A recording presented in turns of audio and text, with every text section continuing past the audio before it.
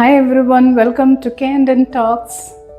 നമ്മുടെ ചുറ്റുമുള്ള ആളുകൾക്ക് വയസ്സായാലും നമുക്ക് വയസ്സായെന്ന് ഒരിക്കലും നമുക്ക് തോന്നില്ല.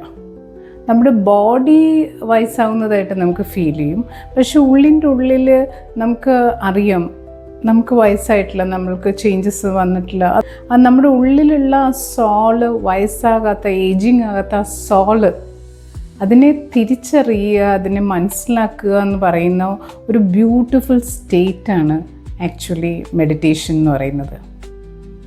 മെഡിറ്റേഷൻ എന്താണെന്ന് ചോദിച്ചു കഴിഞ്ഞാൽ പലർക്കും അത് വർണ്ണിക്കാൻ കഴിയില്ല.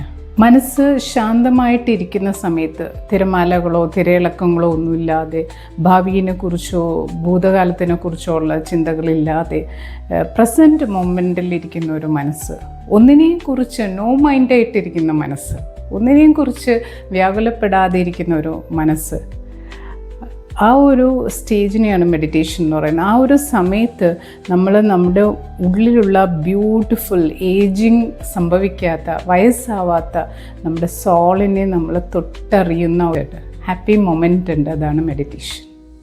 അതെത്ര നേരം നമ്മളങ്ങനെ ഇരിക്കുന്നു എന്ന് നമുക്കറിയില്ല. പക്ഷെ ആ ഇരിക്കുന്ന സമയത്ത് നമ്മുടെ ബോഡിക്ക് കിട്ടുന്ന റെസ്റ്റ് എന്ന് പറയുന്നത് നമ്മുടെ ജീവിതകാലത്തിൽ എത്ര ഡീപ്പ് സ്ലീപ്പിലേക്ക് പോയാലും നമുക്ക് കിട്ടില്ല. അത്രയും സുന്ദരമായിട്ടുള്ള ഒരു അവസ്ഥയാണ് മെഡിറ്റേഷൻ എന്ന് പറയുന്നത്.